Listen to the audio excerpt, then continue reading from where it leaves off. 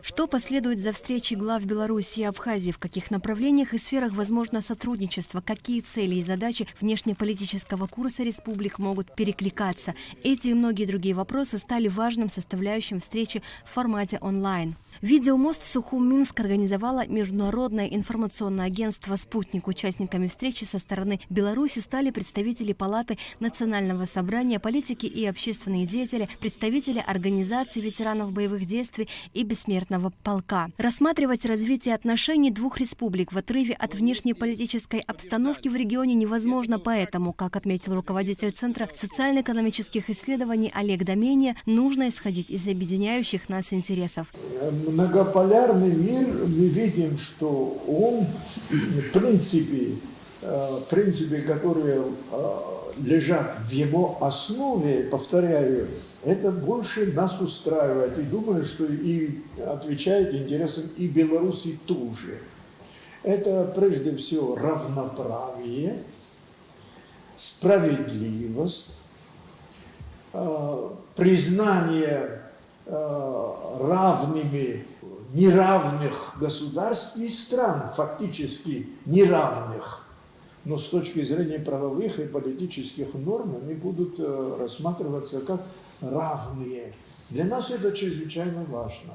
В такой непростой обстановке раздела интересов и влияний маленьким республикам наряду с дипломатическими, экономическими, технологическими и иными формами взаимодействия необходимо наращивать общие силы, ведь важно развиваться в условиях самодостаточности. Необходимо действовать сообща, считает общественный деятель Беларуси Андрей Иванов. Если мы хотим сохранить свою культуру, свои народы, если мы хотим сохранить свои обычаи, если мы хотим друг другу, как сказал Олег Несторович, достроить надо, и экономику надо достроить, чтобы была самодостаточность, и научную сферу, и культурную сферу, и технологическую, то есть все, чтобы мы сообща выступали как соборное отечество единым мощным потенциалом. Руководитель торгового представительства Абхазии в России Олег Барцец с особым теплом приветствовал участников встречи. Он отметил, что связь с белорусским народом на неофициальном уровне была и есть сейчас, а прибытие белорусского лидера в Абхазию можно расценить как поддержку вектора движения нашей страны. Думаю, что это, по крайней мере, подчеркивает то, что между нами, между нашими странами, между руководителями наших стран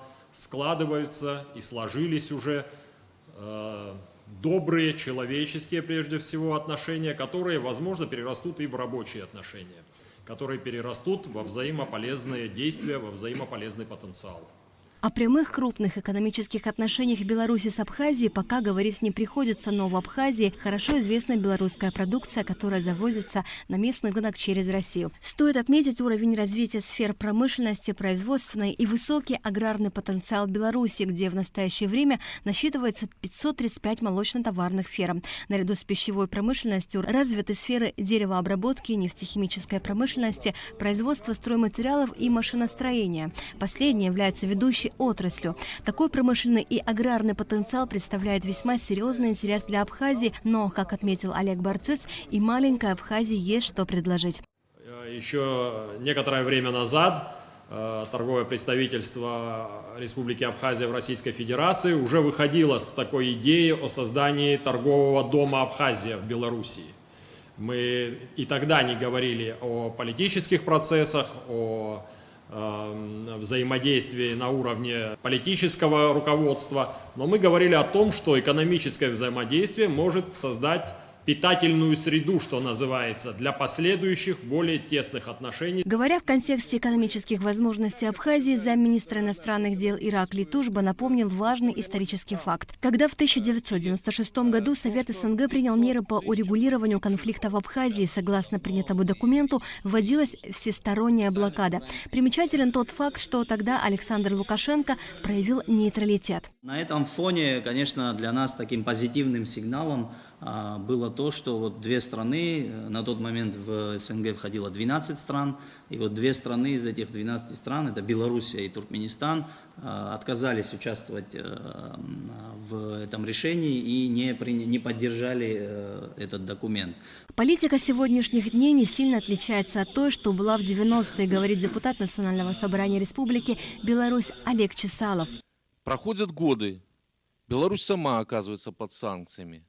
И мы до сих пор живем под санкциями, они практически всю историю нашей независимой Республики Беларусь. Абхазия тоже прошла очень тяжелые времена, вот как сказали коллеги, когда люди не могли практически передвигаться, свободы передвижения не было, экономически было зажато, но они выжили, развиваются, и у них есть свои партнеры, стратегические партнеры. Ни для кого не секрет, что Либерально-демократическая партия Беларуси, она в большей части состоит из предпринимателей. Мы готовы выезжать в Абхазию уже сейчас, ехать туда и искать экономических партнеров. По мнению участников встречи, ввиду нынешних обстоятельств и многочисленных санкций в отношении главного стратегического партнера России, нам необходимо объединить усилия, совершить рывок в развитии. В этом контексте обсуждалась возможность и перспектива сотрудничества в рамках союзного государства. Собирая в кулак наши традиционные силы, наши технологические, военные, ресурсные, кадровые возможности, поднимая уровень компетенций, как я уже сказал, формируя прорывное развитие нашего единого Отечества, мы поднимаем экономику, социальную сферу, культурную сферу всех входящих в это Отечество народов. Поэтому Госдеп так четко и понимает. У них аналитики, будь здоров, серьезные. Они знают, что нас надо делить, нас надо разделить границами, разделить нас на разные малые национальные образования, а потом создать такие условия в формате либерально-буржуазной экономики, когда мы еще будем друг с другом конкурировать. Пора это заканчивать. Поэтому союз трех, я хотел бы дополнить. Я вижу как союз 15+.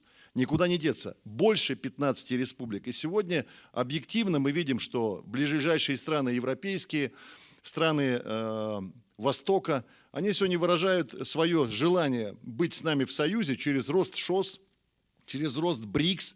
И это, собственно говоря, объективные процессы, то, что борьба концепций, которая шла тысячелетия на планете Земля, и о которой сказал Олег Несторович, о том, что мы сегодня видим откровенное расчеловечивание со стороны Запада, это концепция западной матрицы, расчеловечивание входящих в жизнь поколений, мы должны этому совместно противопоставить концепцию вочеловечивания. Видеомост Минск-Сочи длился более часа. За это время обсудили многое. Историю республик, путь развития, самое главное – перспективы сотрудничества. Участники онлайн-встречи уверены, что за дипломатическими шагами должны последовать те, что позволят республикам успешно взаимодействовать и развиваться. Асида Малия, Константин Парулу, Абхазское телевидение.